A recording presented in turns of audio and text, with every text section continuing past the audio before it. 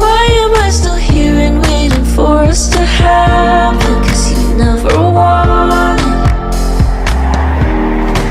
everything I loved about you. I probably imagined, 'cause we never had it. Funny, it's been so long, and still there's nothing that's